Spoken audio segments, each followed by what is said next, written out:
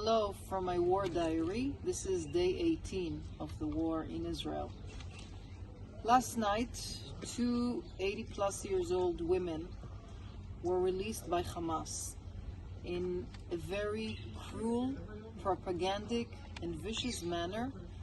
Hamas is toying with our minds, with the families, the hundreds of families who are waiting for their loved ones who are held abducted in Gaza, with more than 40 nationalities which are still very uncertain about the fate of their loved ones. And I wanted to share with you some of the evidence that one of the two women, Yocheved Lifschitz, 85 years old, shared with us earlier. She was taken on a motorcycle. There was a Hamas terrorist that sat in front of her and a Hamas terrorist that sat behind her. She said that she was beaten in her ribs by sticks, wooden sticks.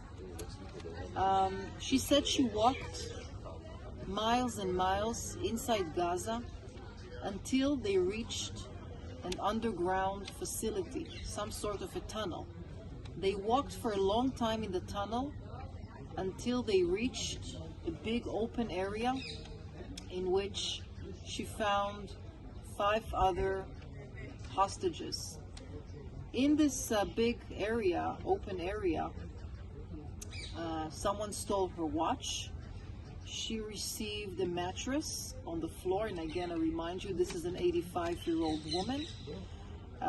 She mentioned that there was one guard per person, for one guard for one hostage. That was the ratio.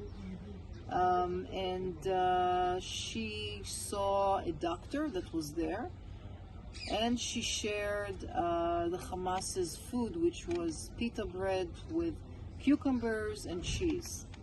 Now, the way she said, the way she gave this testimony, you can really tell that on her face, that she really suffered a trauma. And she couldn't stand on her feet when she said that. She was sitting on a wheelchair in the hospital, that she was hospitalized for checkups immediately after she crossed the border to Israel. But we can learn a few things from the testimony. Number one, the cruelty, the deepest cruelty of kidnapping an 85-year-old woman. Number two, that Hamas is being very selective with who it chooses to release. The husband of Yocheved, who is older than 85, is still in captivity.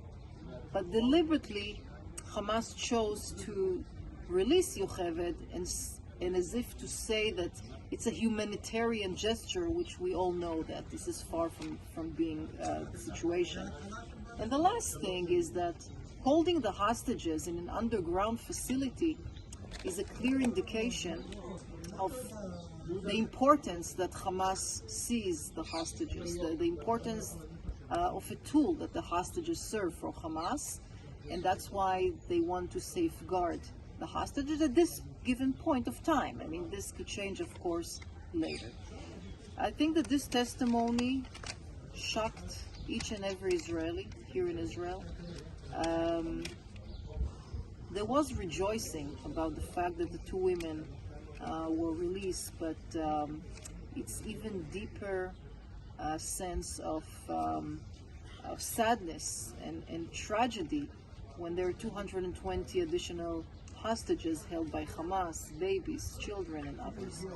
So from here, thank you again for your time, and Am Yisrael Chai.